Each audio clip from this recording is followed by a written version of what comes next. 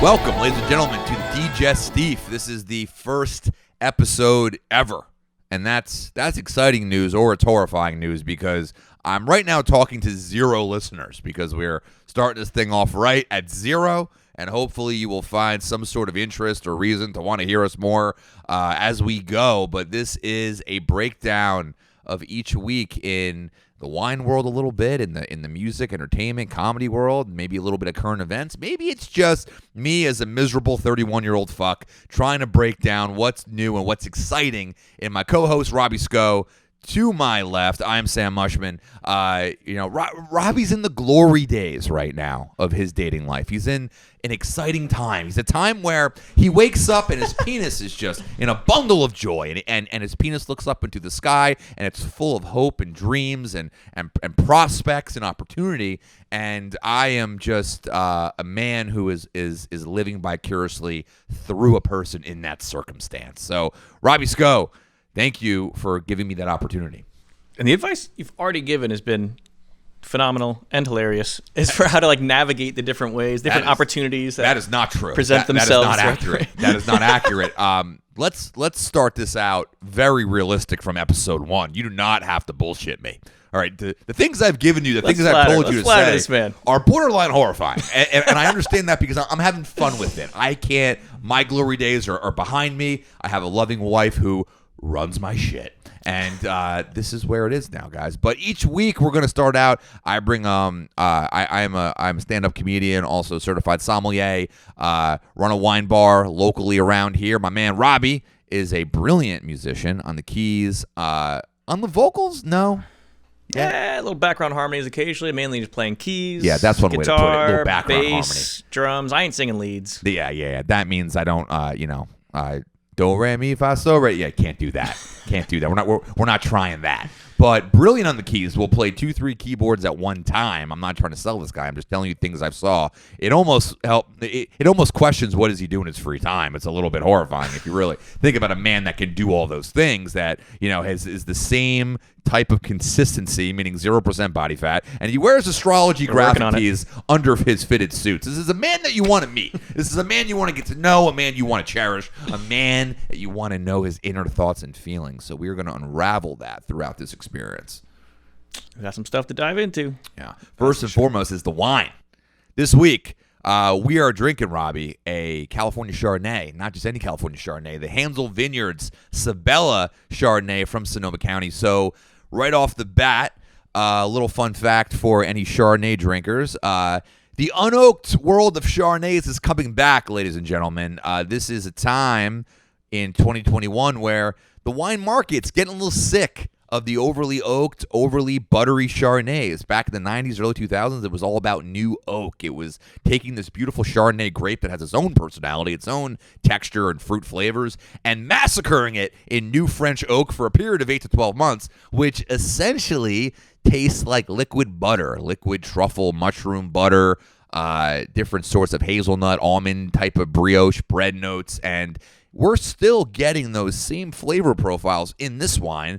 But because we aged the fruit in stainless steel and what's called neutral oak is just a French oak barrel that was been used again and again and again, not being used for the very first time, we are able to preserve the fruit in this wine. So the beautiful thing about a Chardonnay is it actually has a lot of tropical fruit notes. It's got like pineapple, guava, a little bit of tangerine. Yes, I swear to God, a little bit of lemon zest, all that good stuff.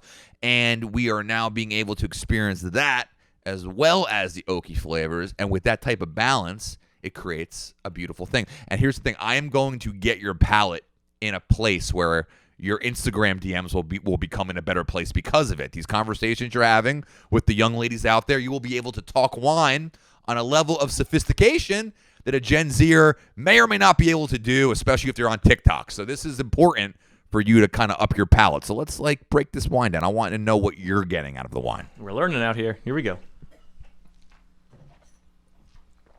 Ooh, that's good. It's a good wine.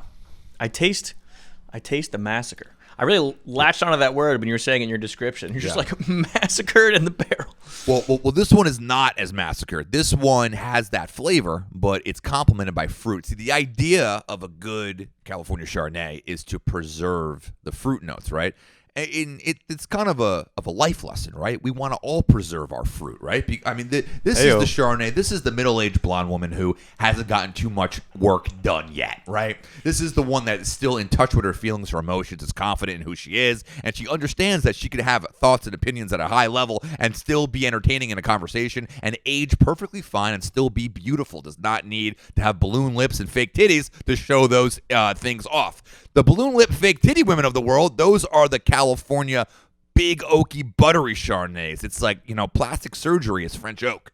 French oak is fake tits, right? Because if you have a bad vintage, if you have a bad year in the vineyard, maybe there was too much rain, maybe there was a little bit of rot, the fruit didn't ripen to the level that the winemaker wanted it to, a good way to cover up all of those issues, aka your marriage is failing, your kids resent you, and they've all gone to community college, right? The way to cover up all that fuckery in your life is to throw what we call a big old vanilla bomb on the wine. That's a term for aging it in new French oak aggressively. So the flavors of oak being vanilla, butter, hazelnut, almond, brioche, like fresh baked bread. That is now the dominating flavors of the wine, and you don't get to experience the fruit and the actual flavors that the vineyard gives off. The minerality in the wine, the acidity is not as much there because it's so dominated by oak, aka dominated by big balloon tits. So that is what this wine has been able to avoid.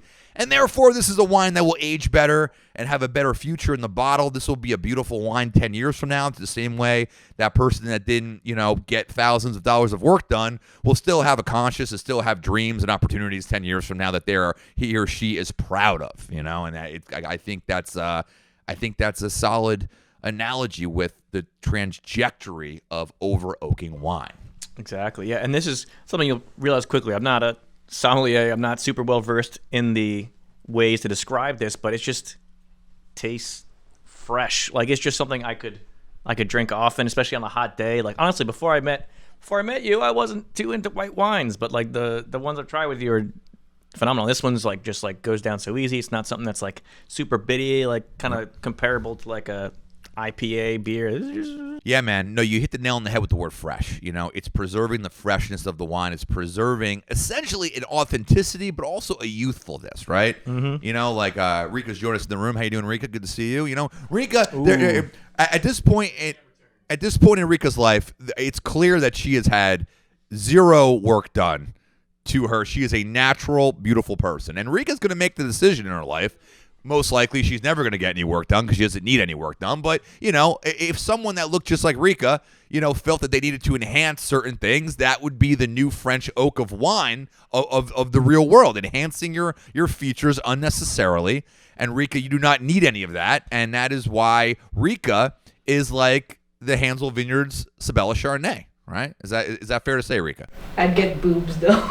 You want all right. Rika wants some titties. All right, hey, she's doing this every so often though. You want some titties. I don't think you need the titties, Rika, but it's fine. If you had the titties, they would be fine too. That would be totally fine. I called that one wrong. Holy shit. Thought that was going to end differently. It did not. Curveball. It did not. But hey, we're learning the room. We're learning the room. We're learning about each other.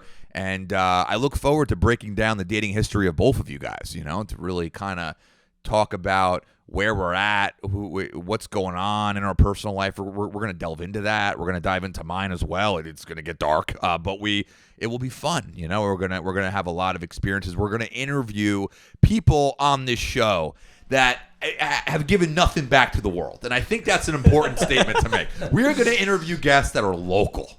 Now, I don't mean that in a good way. I mean local. Like NJ local, baby. Like farmers market local, Like Hills Have Eyes type of local. That's the level of locality that we're dealing with. We're going to deal with, at some point, absolute swamp creatures. We're going to bring people on the show that may or may not have absurd opinions of whatever topic it may be, and we're going to get to know them. We're going to break it down. We're going to, between me and Mr. Sko to my left and our beautiful, who I haven't introduced yet, I'm sorry, Lucas Perez, our beautiful Peruvian producer. Here. He is, there's something nice about a head of hair like that, because you got to think this the carpet match the drapes. And I've seen it. It does. It absolutely does. Your legs look phenomenal. But the point is, we're going to bring these people on the show. We're going to get to know real people, Robbie. I think that's an important part of this show. And correct me if I'm wrong. I think, Sam, you'd mentioned you're willing to just like be open about it, just like I think you're mentioning saying something like, yeah, I think you're an absolute psychopath, and I want to like interview you on her podcast, like just being open. And that's not a bad thing. I want to make that very clear on the Digestif early on. We are digesting the day-to-day. We're digesting our worlds, our experiences, our expertises happen to fall within the food and beverage lens, within the entertainment lens, a little bit of both, right? But we are digesting people, everyday Americans, right? Because that's what makes this country great, is not, you've seen him or her. She wrote a thing for Forbes and he did a thing for MSNBC 5 years ago and he was on Red Eye. Like, no, it's about who's the guy that just sits outside the ShopRite. I don't know if you guys know who I'm talking about, but there's a man who goes shopping every day outside the ShopRite, and he always gets the same three things. He gets a head of cauliflower, and he gets a couple tomatoes, and I think he gets like a container of like juice, some sort of fruit punch juice, and he sits outside. He's waiting for an Uber or for a family member or for someone who has wronged him at some point in time to pick him up and take him to his next diabolical failure. But while he's waiting, he's just sitting there and he's just living the dream, enjoying the weather, and God forbid he's just scratching his nuts and he just won't stop. And and the problem with that on paper is that this is supposed to be a luxury shop, right? This is a place where people go to get a higher end type of product. They have 3 aisles that are called the Nutrition Center, which is essentially the Whole Foods part of the store, right? They are trying to capture that market. We are in a town in central New Jersey that's a little bit on the rise here with privilege and gentrification and everything evil that goes along with that, right? And this guy's a little piece of heaven, just sitting there, a little piece of like strawberry cheesecake, little piece of heaven, a little something nice. We're just gonna hop in that brain real quick. We're gonna hop in that brain. 3 little items that don't make any sense with each other. They don't have any rhyme or reason. I don't know if he's gonna cook the cauliflower. Who gives a shit, right? And he just sits there, he just scratches his nuts. He just waits for his ride. And there's a beauty to that. There's a beauty to the rugged realness. That is the guy that we need to get to know. We need to get to know those people. What are they thinking? What are their goals and dreams? How can we help them?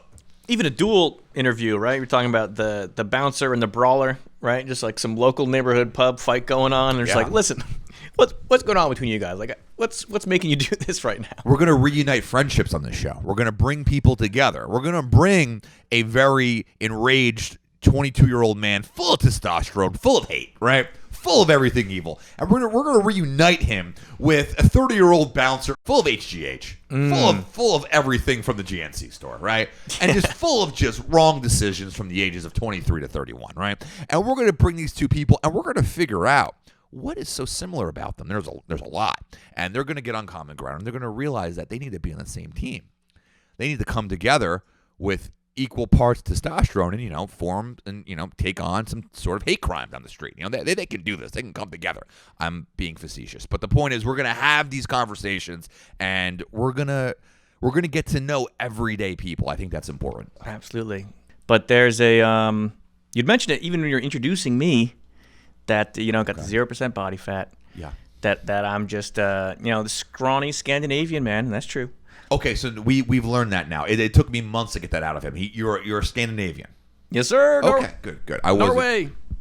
Got it. Oh, and you were asking earlier about the last name. So Sko, that's the first 3 letters of my last name. So it's like Skovechicik or some horse shit. Got it.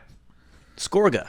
All right. I was a little bit off, but There we go. You do have the exact DNA of a man who has 13 consonants in their last name. I do. Like you have that NHL hockey jersey ready to go. Ready to go, man. 13 consonant last name, and you're always in the penalty box with that name. But yeah, I think you nailed it on the head. And what else are we going to dive into? What did I miss about the Digestif as we try to sell it to our 2 listeners? Oh, we also... Yeah, we're going to... I might be getting ahead of the game here, but I know he likes the nice audio quality, but I feel like we could do some fun on-site type stuff with mics. A little bit of music? Are we talking a little jam session on the fly? We get some music, some improvisation going, and also have the ability to take the mics and headphones out in the field. example, I think we're hitting that at the perfect time because we are on our first episode. It's been day 2 or day 3 of the no mask mandate. We are now in a world where our president says we don't need a mask. States are telling us we still do need a mask. Republicans are telling us that they're angry. That is what's happening. Democrats are telling us that we're in unprecedented times. So this is what we're dealing with. A lot of information all over the map. Where do we stand on the mask mandate, Robbie? Do you think it's too soon? Do you think it's time? Time for the vax to take off the mask. And now it's we're also recording this on May 18th in New Jersey, May 19th, 2021. We're getting rid of a number of other kind of indoor limits, removing like a limitation on outdoor. You have not recording answered limits. the question at all. The question was, do you agree with the mask mandate? Are you gonna walk around inside and outside without a mask? Or are you keeping your mask? Which one are you feeling? I'm feeling the no mask, and I'm getting close to being fully vaxxed. So yeah, the first dance, it was just so you seem fully confident vaxxed in this off the timeline. mask. You agree, fully vaxxed. Hey, we're good. Let's get over this. No more mask. Rika, your thoughts on the mask mandate being pulled a couple days ago? Thumbs up or thumbs down? Too early is thumbs down. On time is thumbs up. What do we think? I think it's a little too early. A little too early, Rika says. A little too early. Just a smidge. Yeah, a smidge. I can't disagree with that. You know what I mean? It's the idea that, like, part of me just feels like it was said to just create viewership for Fox News and MSNBC for 3 weeks, because now they have content for 3 weeks because of this, because the timing of it was odd. You know, the timing of it was a little bit odd when 2 more weeks or so, you could justify it a little bit more. So you do this prematurely, this major thing, and I agree with Rika that, because like this is a major thing to put away after the year we had, right? So now you give MSNBC the opportunity to take a month about why it's too early. You give Fox News an opportunity to talk about why it's on time, it's too late, and the lemmings begin to fight, right? This is what keeps Facebook alive, is the fact that boomers are on Facebook yelling at each other in their own penguin thoughts. And I think it's more of a, again, political move. The bigger the fights, the higher the ratings. Yeah. It's wild, man. But I mean, I don't know. I'm done with it, to be honest with you. I get why it's too soon, but I'm happy to be done with it. Like, I'm just like, me and my wife, man, we're just trying to relive the dream. You know what I mean? Now we're living like a few minutes outside of Rutgers.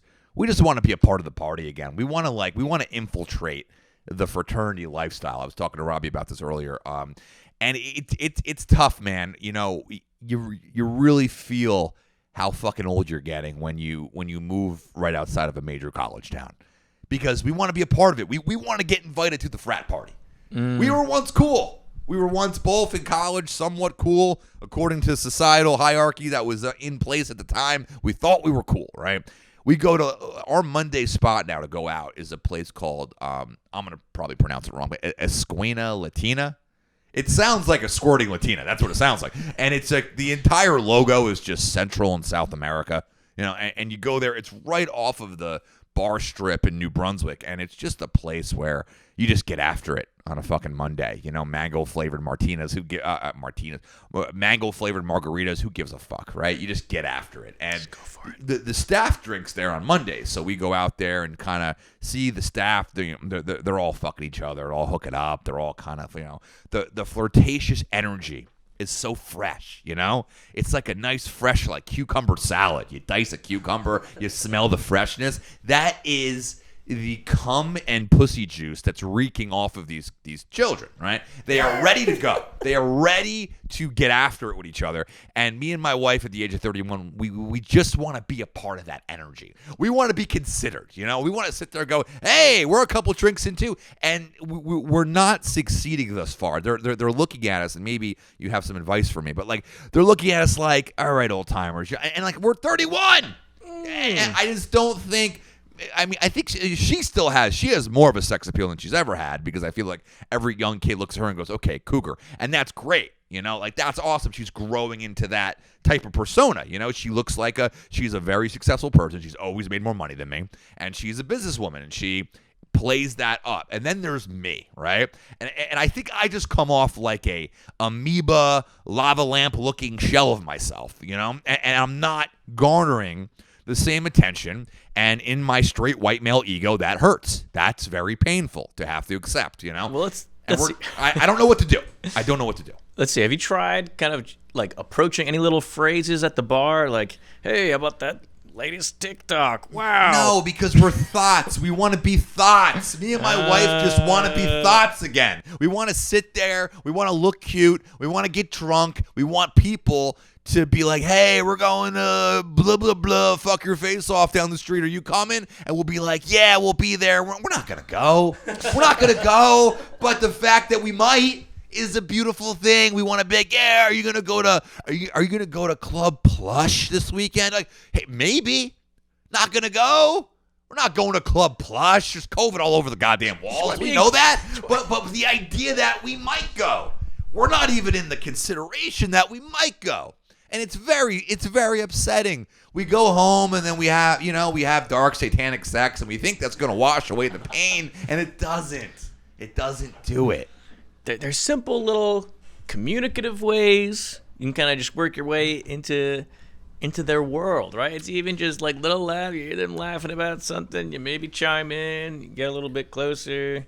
Yeah. Do a little elbow rub. It's the idea, too, that, like, you know, me and my wife are on Instagram. Instagram's not the thing anymore. You know, we're not on Clubhouse like you are. We're not on TikTok. We don't lip sync the Backstreet Boys to get 1 billion views. We don't know how to do that, right? So we have careers. You know, we are employed. And that's part of the issue, too. We are employed. We are making a living very much on old school values. We don't have an OnlyFans. I don't have a OnlyFans account that is just pictures of my feet that middle-aged men jerk off to. I would love to have one. I don't have one. I don't know how to start one. And it makes me sad all day that I can't start a foot fetish OnlyFans and make $100,000 a month. I wish I could. And these children are doing that, right? They are making money as TikTok stars. They are cross-promoting different green tea, herbal blends. And meanwhile, me and my wife have careers, and that is the most uncoolest thing you could have in that festering of sexual energy college market, you know? And I want to break through. I want to break through.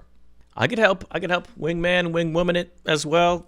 We need some youth in our situation. We need you and Lucas, and we need Rika. And Rika, you have not. I know that you have not said yes, but you are coming. We need a little bit of young male and female woke energy. We need a very innocent type of attractive male and female energy that we could say, hey, look, we're part of the gang. Look at our gang. Robbie, Lucas, and Rika, that would be the gang. And then you guys would help me and Gina get into, Gina's my wife, by the way. Well, you would help us get into these parties. And you would help us try to, you know, insert, because you guys, when you guys play at the bar and stuff, you know, like you're so good at being like innocent and like sexy innocent and like just youthful and real. And, you know, it's like everyone assumes your penises work. And that's a wonderful thing. And, you know, I mean, one of you might have ED. That's okay. It's okay. It's fun because you're not supposed to have ED, right? I mean, you're when you get into your 30s, I think it's starting to become okay to maybe have ED, and those are the pillars that we're starting to come up against. Yeah, connection was a big hobby for me when I was in college. I was studying in the Bronx. I would often take the subway into Manhattan to do a lot of, you know, going to concerts, comedy shows. You had a time in Brooklyn, and we're gonna unravel that because you look like a man who had a time in Brooklyn. You look like the mascot for like the Williamsburg Port or something. Like you look like the mascot for a nightclub that I can't get into because I am coming off too aggressive testosterone wise. You know, you're like walking behind me. It's fine. Yeah, I'm walking behind you, and you're like, no, man, I can't let you in. And you're like 90 pounds soaking wet, but you're like the bouncer, you know. But like the way you bounce people is you just make like douchey looking straight white men feel so insecure in their own body that they just walk away all kind of bummed out. No one ever throws a punch at you. That you would be a great Williamsburg bouncer. That would be the perfect. That'd be hilarious. You would just sit I don't there, think I'd be the best. Napoleon Dynamite t-shirt underneath your suit, and you would just kind of sit there and be like, "Hey man, like maybe next time." And like the guy would just not know why, and they would look at you like the confidence of you telling this person, this ripped, douchebag gorilla juice head or whoever the fuck it is, saying that you can't get into this nightclub. They would be so confused that you never have an altercation. They'd walk away with their tail between their legs. I think you would have a lot of success in that. Wouldn't expect that, but even just going through subway to subway, hopping around is just like I had a fun time just deciphering different ways to meet people, to connect people. Like I found easy ways to take situations like the situation you're in, right? You're at the bar, you don't feel connected, you're not there, and just getting through that first step to just be in a conversation with certain people, to be talking with people. I used to like. Well, I think we're fine with that. We talk to these kids, and we end up being like the two. We're like the young mom and dad giving them advice, and that's cool to hang out with. But like, you're not going to bring us out to the nightclub. You're not going to bring us back. You want the after party invite? I think it's a matter of time. I do think part of it's still COVID. I think the fact that once we open up a little more and the college kids are out, me and Gina have a game plan. Now we are going to infiltrate the Rutgers party scene. I don't know. It's got to involve Rika. Rika, I don't know what you're eating back there. It seems very odd, but I appreciate what you're doing. What do you think the issue is with me and my wife not being able to infiltrate the young 20s? I mean, what are we not doing right? You guys come in and you just know you two are dominant. That is part of the issue. That is definitely part of the issue, and we dominate the conversation the way I'm dominating it right now. No, you guys just have this aura of dominance, and everyone will look at you like, oh, king and queen. Everyone move out of the way. But so the point you're making, though, that's not always good, because now it's kind of like, we cannot get to the next level with these kids because they're trying. But then It's bad. I think there's something hot in that, though, because I think, at least for my wife's sake, my wife coming off dominant, a young 21-year-old college kid. Because I remember when I was 21, and I would like that would turn me on. Does that still turn on the 21-year-old college kid? Yeah, with you, I feel like you're that step below of like a daddy. A few steps below that. Steps below. Thank you, but thank you for clarifying. No, you're 100% right. You said, Rika, a few steps below a daddy. What do you explain, daddy? A few steps below, like a sugar daddy. No. Because I can't financially afford to support these women, so you are right about that. You don't look like a dad yet. You just look like a man who just finally got his life in control. That is exactly the issue. Rika nailed it. I am in a place where I look like I finally, maybe, keyword maybe, Rika, has gotten my life together. Keyword maybe, because the answer is no. The actual answer is no. It's still just fondling through a world of obscurity. But the fact that I maybe have it together, but not yet, I am in one of the most unattractive states in my entire adult life. And that is the point of this topic, Rika. Thank you. Thank you, Rika. I think that's part of it, And honestly, Robbie, you're right behind me if you don't start changing a few things, man. I'm going to tell you that right now. You're right behind me. Mm-hmm. I got some changes. Some changes coming. Speaking of the two of you, Lucas, you started your own website this week for the music company, right? And That entertainment company. So you are known as That Saxophone Guy, which I think is one of the most brilliant names in music to have. I think your website should be called thatsaxophoneguy.com. I understand how That Music Company is a branch off of That Saxophone Guy, but I think That Saxophone Guy is the main moneymaker. That's the meat and potatoes of it. That's just my opinion. Think on it. You don't have to, whatever. I could be wrong. You wanted to read a bio to us and get our feedback? Is that what's happening? Let's do it. So, for That Entertainment Company. All right, so we set the stage here. Lucas is a musician, saxophonist, a couple other things I think he's trying to learn. I don't really know. He also is very insecure about his hairy legs. Those are a couple things about Lucas. He has started his own website for his entertainment company, and this is the biography for the company. So this is the first thing as a consumer that you're going to read when you want to book him. Oh, that's the way you said this one. This is the first thing you're going to read. This is very important. This is the first thing that you're gonna digest in the Digestif. when you want to book Lucas and friends, essentially, to play at your venue. So let's get the first impression of that music company. That entertainment company. See how much I hate the name? It's fucking stupid. That saxophone guy is the best name I ever heard. I don't know why you're trying to get away from it, but continue. Hi, everyone. I'm Lucas. Parentheses. That saxophone guy. I started this company because of how much fun my friends / network of artists and I were having during doing the gigs we were already doing. Over the last 20 years as a touring musician, music director, and New Jersey / New York open micer, I've come to know some of the most talented, dedicated performers in the tri-state area. All right, let's stop right there. So right off the bat, you come off incredibly, once again, genuine, right? Panties getting wet, women loving it, they want to know more about it. It also comes off like you make $0 doing this. Comes off like you make no money doing this talented thing that you're very good at. Because you've used words like open micer, you've used words like, hey there, you should have just said, how about that ride in? Like, that's kind of where it's at. You said things, what was the other thing you said? You said something about, I've realized I need to make a company. Like your second line was something regarding I started this company because I like music and I needed to make because a of company. how much fun my friends How much fun my friends were having. Is there a better way to not sell yourself than I want you to book me because of how much fun my friends were having? So the genuineness is there, which is the hardest part to achieve. I was trying to go for that. Yeah, it's there. It's there. But let's not let the perfect be the enemy of the good. We don't want, in being genuine, to say that the reason you need to book me is not because I'm insanely talented. It's because I had a lot of fun with my friends a couple times, and I like going to open mics. Yeah. That screams, I do this for no money. So I think that would be the initial. I mean, this whole thing is a lie, and the beautiful thing about you guys is you don't have to lie because you're fucking talented. But even if you weren't talented, this whole thing is a fucking bullshit lie. You want to sell the fact that it would be in your best interest to book me.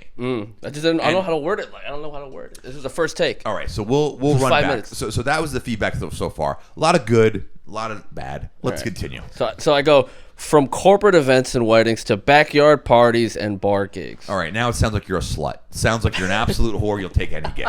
You're advertising the idea that backyard parties are really in your wheelhouse. This is what you're really looking to do. You want to come off like from theaters to parties, not the parties, from theaters to concert halls to whatever horse shit you're trying to do. That's the vibe you want to give off, because now you're actually now they're going to be happy that you were down to invest in their horse shit, because you're used to doing theaters and concert halls and venues. That's my 2 cents on that. All right. From corporate events and weddings to backyard parties and bar gigs, our team strives to provide. This will be our little catch thing, our little thing underneath the that night you'll always remember. All right. This is like one of those late night sex hotlines that you overpay for.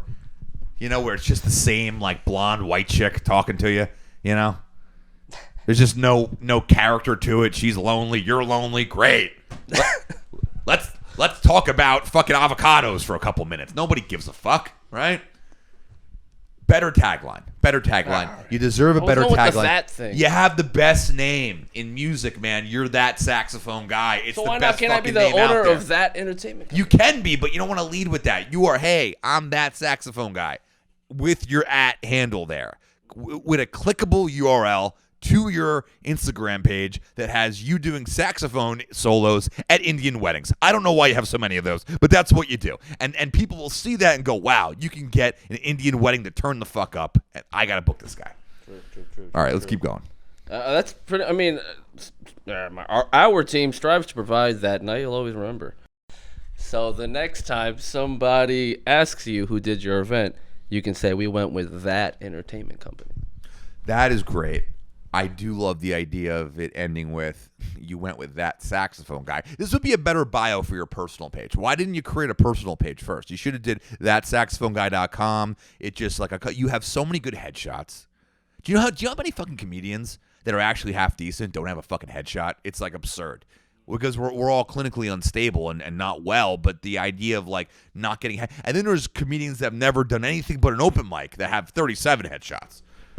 There's no in between. You have both things. You have incredibly talented, you get plenty of work, and you have great headshots. So you're like, where is that saxophoneguy.com? Because we should write the bio for that saxophone guy. Wouldn't that be good right now? Let's write that. We could do that. My thought process was just because I'm booking for more than just that saxophone. I'm booking for full bands, wedding bands, and No, stuff. this website's definitely necessary, but you said that you don't have a site yet for that saxophone guy. Just use my Instagram. Gotta use your Instagram. Yeah. Yeah. Got it. We should create that site. All right, so let's think about this. We'll wait for Robbie to come back into the room so he can be a part of this. There he is. All right. Entering. So let's first off, what do we work on first? Do we work on rewriting the bio for that entertainment company or for Lucas's personal bio? Let's do his personal bio first, and then we'll dive into All that. right, give me the opening line. All right, let me read what you have. All right, 5'5". I will change it as we go. And so here it is, written in like blue crayon. Got it. All right. Hi everyone. I'm Lucas.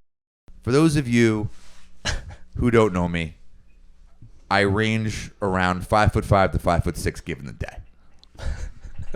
I tend to play the tenor because I think my dreams are slightly bigger than they are. And I also think the baritone is for pussies. You got to write that, because now that shows an edge. Right there, you're shitting on someone that's not only in your same industry, but in your same instrument. You're saying that you got no fucking time for these baritone assholes. You're a tenor guy, and that is what it is, right? Now, how did you come? Were you born in Peru? No, I was born here. You're always born In this town. Okay, so you got to lie about that, because that's not cool. The most uncool thing about you is that you're a citizen. That's not fucking cool right now. There's people jumping the border every goddamn day. You got to take advantage of that. Biden's not overseeing any of it. Let's use this in the bio, right? So next line. I remember when I first swam 90 miles. While doing the backstroke, you got to let me finish. While doing the backstroke, I looked up at the sky and I thought about a career that could have been. While I was swimming in shark-infested waters, I thought to myself, if I ever made it to this great country, I would leave a lasting impression. I would leave an image. I would leave one thought in people's heads when I left the room. And that was, who the fuck is that saxophone guy? Hashtag handle, clickable URL. Clickable URL, right there. Right there. Final paragraph. If you want to book me, great. If you don't, even better. One less email in my fucking inbox. Because I'm trying to build a tour here, because I'm a professional and I have things to do. For my booking agent, you can contact Rika. Yes, she is sucking on tangerine. I don't know why. It's a mango. I'm sorry. Jesus Christ. Reach out to me, I guess. Question mark. Peace. Lucas. Yay or nay? What do we have to change about that bio? Is it there? Is it a rough draft, Robbie? What are our thoughts? We're just gonna chuck this into the old transcribe captions feature and send it right to him. You got to make it clear that you swam over here. You can't be an insanely talented Peruvian saxophonist and have not swam here. You just can't. It's not good for the brand. What's good for the brand is that you swam across the Gulf and you landed somewhere in Houston. And you got off and you kind of you got started there. You one thing led to another. You hopped on a train and you found your way into the metropolitan area. That's what happened, right? There's no way not around that, right? Now let's break down the bio for the actual entertainment company. Robbie, do you think we're going in a good direction here? What are your thoughts? I mean, I know you're kind of against that entertainment company. I dig it. I think it makes it not more vague, but some people want More like encapsulated. I don't dig DJ type thing. I don't not dig that entertainment company. If there was no that saxophone guy, I would say that entertainment company, awesome name. But then you have that saxophone guy, I'm like, legendary name. Fucking legendary name. And if that saxophone guy is not a white, he needs to have swam here for 90 miles. And that is a beautiful brand. That is a beautiful brand. But regardless, hey, you take that for what it's worth. I think you got to start with the personal bio and build out, because how do we circumference all the personalities in this quarrel of people? That's what we have to break down, right? You got Nick, you have the Hanson Jonas brother hybrid, right? You got Robbie Sco, who looks like he's always hacking something. You have the long-haired, angry, proud boy guitarist, right? Yeah. And then you somewhere Seth comes in and he's just like this. There's a reason why he's there. Every female is turning its head, because here's the thing about Seth, and we should talk about this for a couple minutes. Here's the thing: you have a serious role as their friend right now, and Seth, we're introducing Seth to the show. You're going to be more involved in the show as we go, because hello show, because you have a lot to bring to the table here. First and foremost, you make it clear that like picking up women should not be difficult.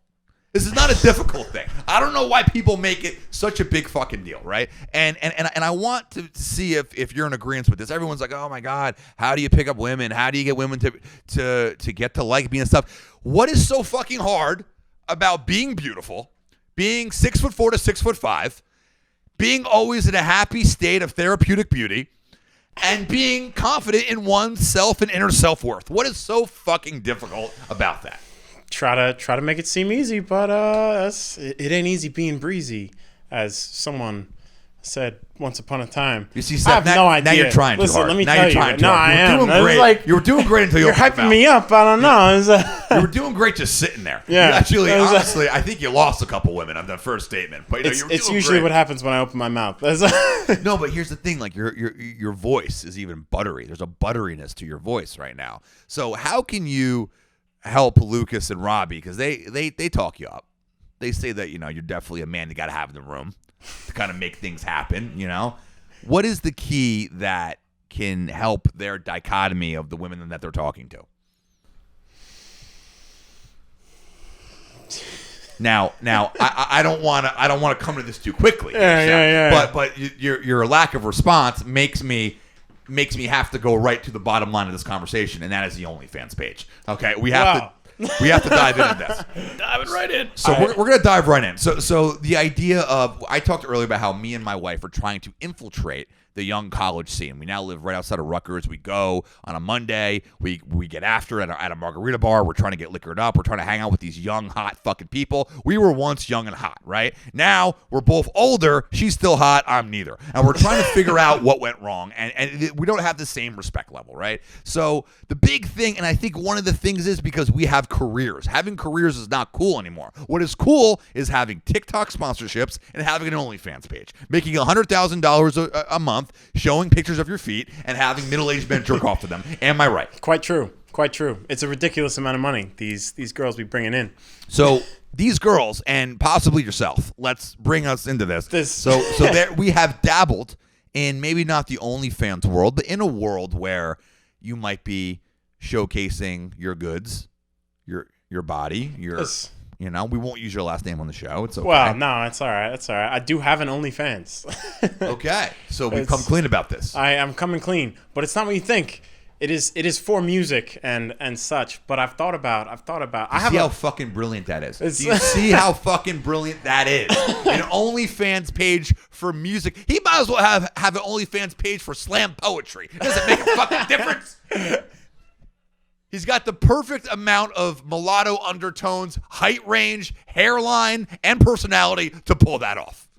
Right. I've been blessed with a specific set of genes that's gotten me pretty good so far. So you have an let's dive into this real quick. Yeah. You have an OnlyFans page exclusively for music. Is that what you're trying to tell me? Exclusive for now. We'll see what brings in more money if no. start singing the songs. You just slowly take your shirt off. Yeah, okay. you're ready for this. This is your moment.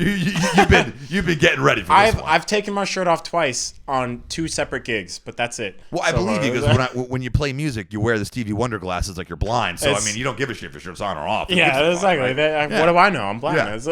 It's a great vibe. It added to your sex appeal. So right now it's just music. And is this a page that people have to pay money to subscribe to, or is it a free page? What's going on? You do have to pay for it, but the setup that it is if you subscribe to this, I will write a song about anything you want a song written about. Oh, so this is possibly the most genuine OnlyFans page on the market right now. It's pretty clean. If they pay you money, I'm not going to ask what the dollar figure is. I assume like $10, $20, whatever it might be. If they pay you enough to go to Starbucks one day, you will write them maybe a short song, a verse that based on what kind of information do you have to go on to write a song about them outside of their profile picture? And do you have to try to find these people on social media, try to do some research? Usually, if I've done it for a couple people and I've known them, but I ask, who's it for? Oh, it's for my girlfriend. What's her name? What's your relationship like? What are they like doing? What do you guys do together? And they usually give a little blurb about just the relationship, and then I put myself in their position and I write a song about it. I am so fucking impressed by this concept. I'm not even fucking with you. This is exactly why panties just fall in front of you. It's like London Bridge is falling down. Victoria's Secret panties are just coming down left and right. That is the most. The absurdity of the genuineness of that is downright evil. It is borderline evil. They see the genuine. OnlyFans and I'm like, oh. So right now, this is the most genuine OnlyFans page right now. Roughly, are you comfortable sharing how many current followers that you have that you're doing this for? I've done it for 2 people so far. Okay, so this is a new concept. It was designed for a Valentine's Day thing. We'll see if I can get anybody that needed a last minute gift for their Sure. Well, why would any guy invest in you? The perfect sing, 6'5", mulatto complexion. Random, beautiful man who's in touch with his own sexuality, his own realness, his own genuineness, to write a song for their girl. I thought about that. It's like your penis is already inside of her. Yeah. Like it's not even. You're not even waiting. Like the tip before you even send the lyrics, the tip is already in her. The guy has no chance. The first one. Who is paying you to do this? The first one was a female friend of mine that she wanted something for her boyfriend, and the other one was another female friend, but for her girlfriend. And I guess, like with that, they're not looking for a guy anyway, so that was a little bit more safe. See, look how fucking how downplaying. I thought about that though. I thought about that. Like when I write songs, I write them for a reason. It's like Seth, I want to take this page to the next level. I really do, because you have something that it is so just natural. Of just it is the perfect 2021 sexual male energy, like where it should be. It's not too aggressive, it's not too dark, it's not too abrasive, it's not too shady, it's not too creepy. It's right in the fucking. It's like you're what's called in the pocket. It's a term in comedy where it's like you're just in it and your one line's kind of flown after the other, whether you're doing a little bit of crowd work, whether your material's working better. You're in the fucking pocket. You're like bobbing and weaving, it's like in the pocket. I guess it's more of a football term when you're in the pocket hitting passes. Use right? it too. This OnlyFans page, your entire sexual identity right now is in the pocket, man. And that is insane. So you have started doing this, but you have thoughts about this getting a little more risque. Is that true? I thought about it. I have a private Instagram page where I post lewd selfies. Nobody knows about it. If you can find Did you say lewd or nude? Lewd. Okay, so what does that mean? I'm trying to get. Lewd is like PG-13 nude. Okay, so like little 6-pack abs, little 6-pack, little vein, little bicep vein, little upper thigh, maybe little upper thigh. There's one. I got upper thigh. Little buttocks, little kind of like little Speedo? side profile. You can't see what you can't see. Speedo action. Or you in a Speedo? I don't have one yet, but do you want me to buy you one? You buy me some Speedos. Okay, yeah, buy me an outfit. My wife will be fine with me buying you a Speedo. I'm sure. She's fine. She will buy you a Speedo. Hey, it's fine. Okay, so So you're contemplating taking this to the next level. You currently have a private Instagram page where you're posting those. What kind of traction is that getting?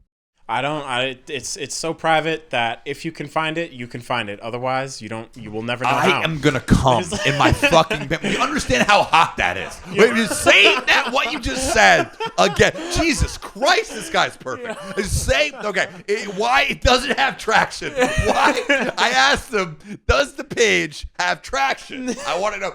And the reason it doesn't is why. If you can find it, you can find it. Otherwise, that's unfucking believable. That's your loss. That's unfucking believable. You got to do the work if you want to see. Dude, you had me at hello. Jesus Christ. Stop trying to fuck my face. Holy shit.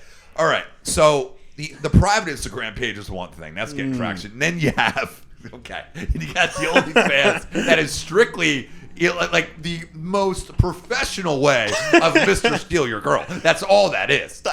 You're writing songs for depressed white women with under insignificant boyfriends, most likely. That's probably what you're doing. Where would you want to take the OnlyFans page?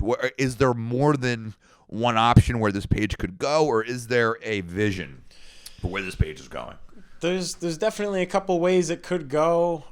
People have told me about like Cameo, like you should do that because that's how celebrities will get things. But I feel like OnlyFans does have that draw, But sure.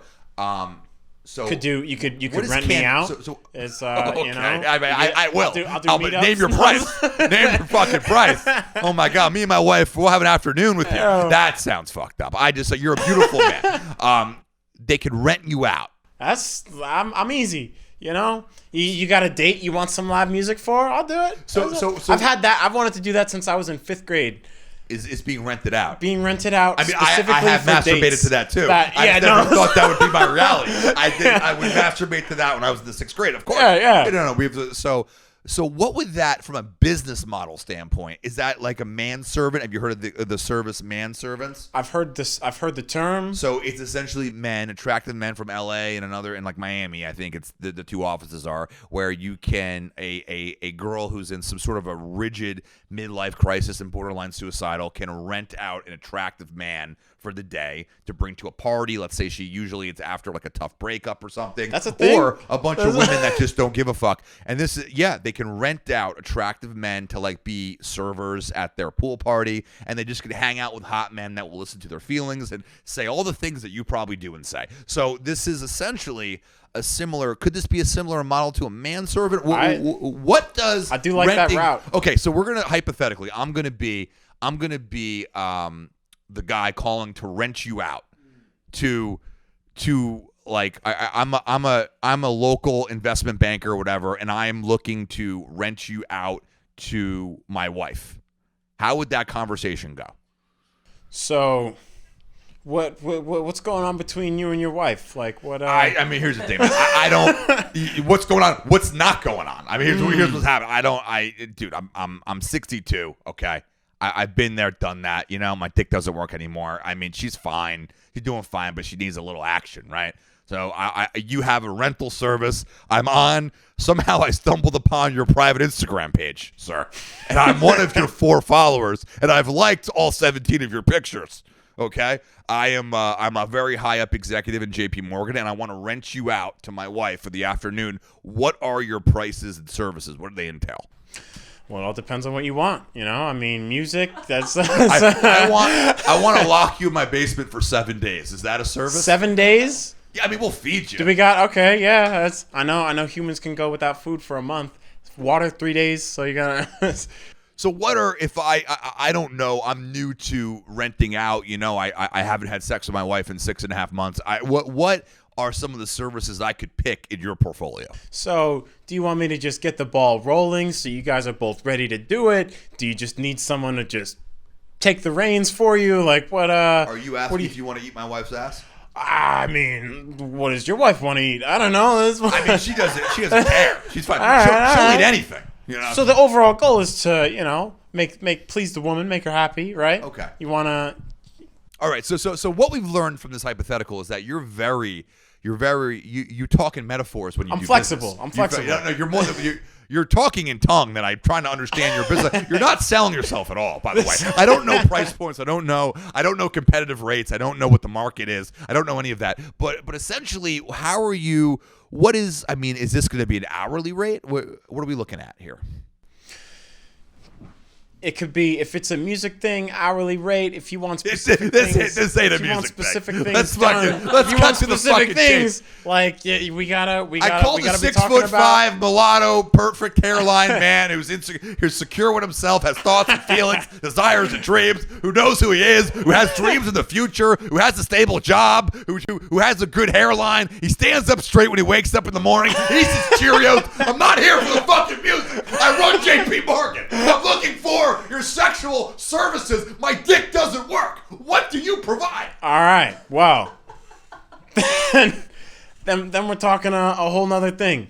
What's your wife look like? That's Why does that matter? I'm paying you. all right. Well, you could get a discount for the. You have done nothing but unsold me in the last 5. All right. This is a layup. All right. This is a layup. I just want to know your pricing, and I want to know if you can work weekends. That's it. I can work weekends. Okay, good. We're getting somewhere. We're getting somewhere. We're talking $150 an hour.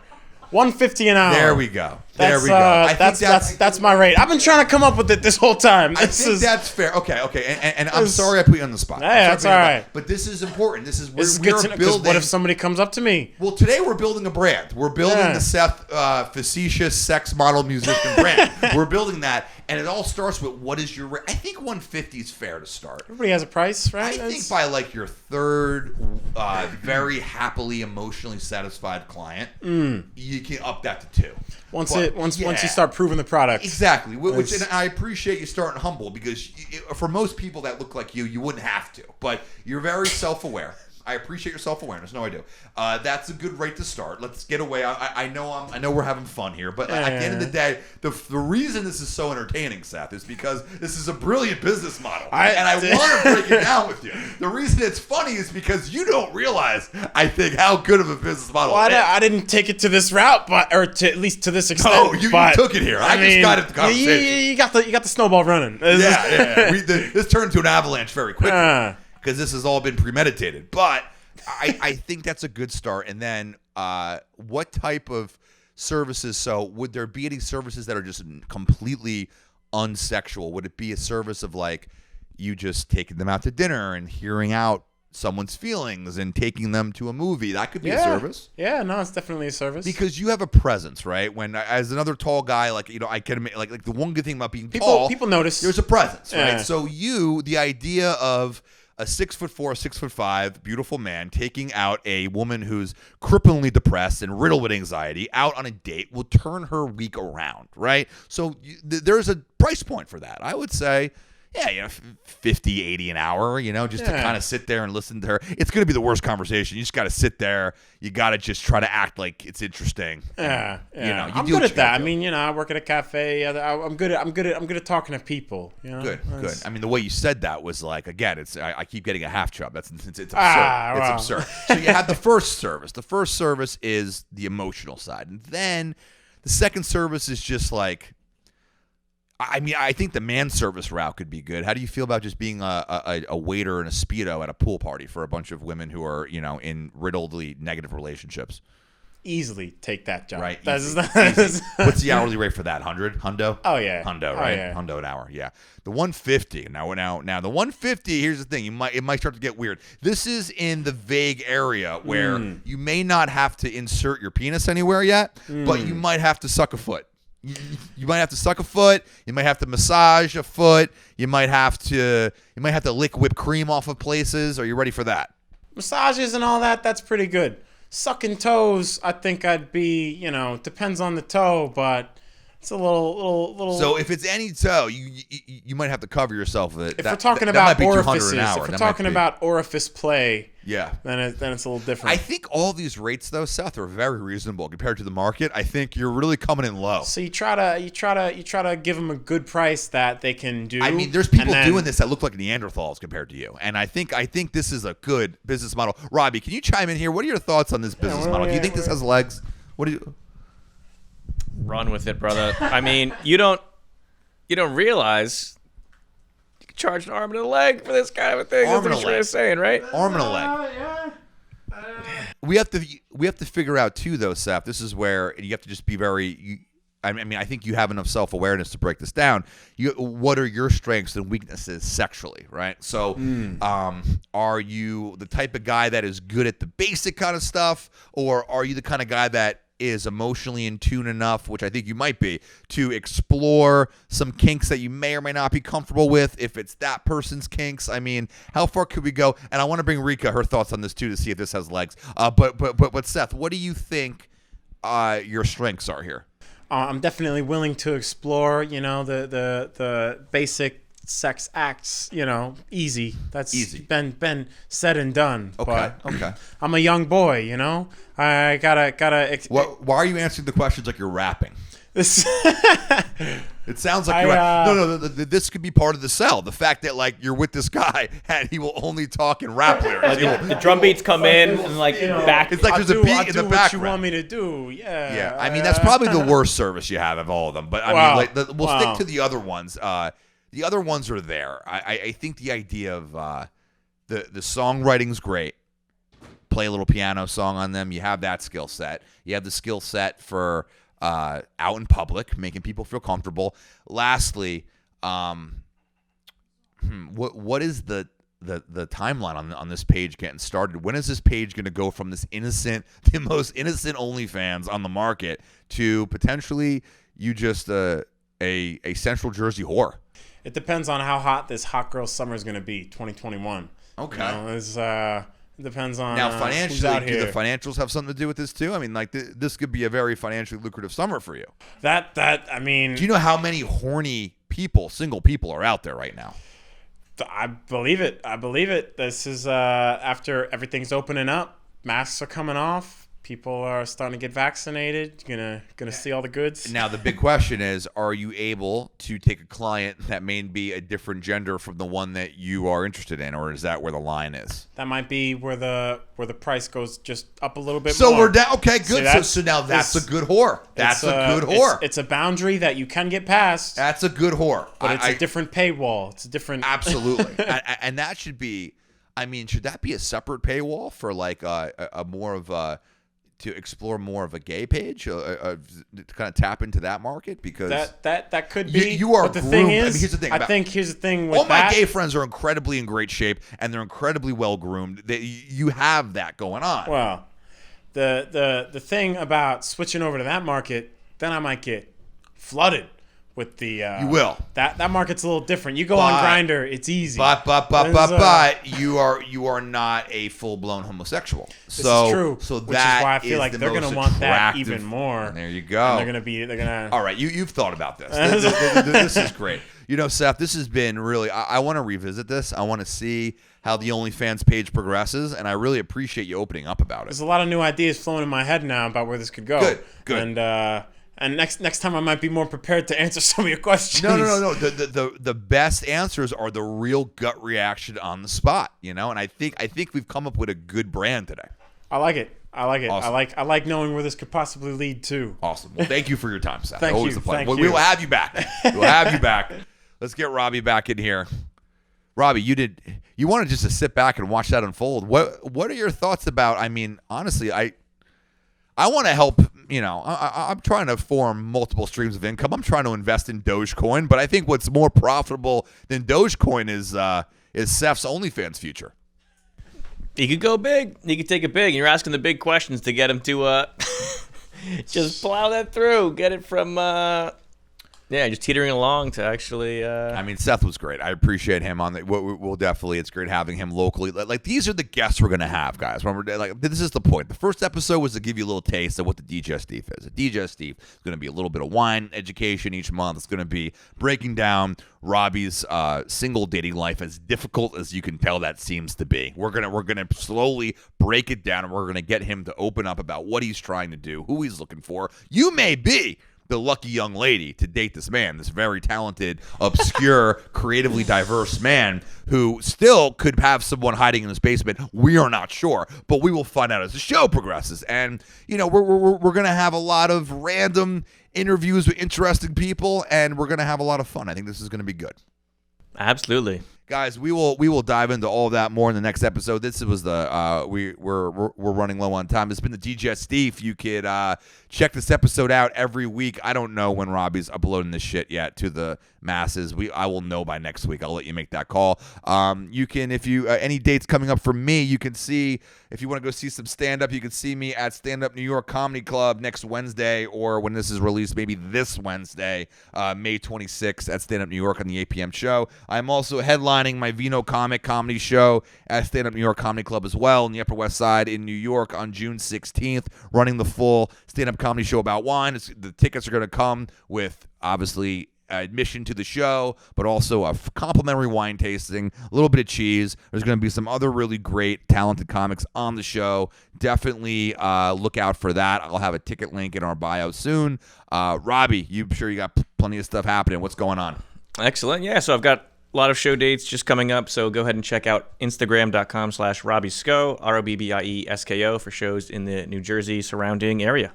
Awesome. Until next time, this has been the Digestif. Always been fun, always good times. Talk to you soon.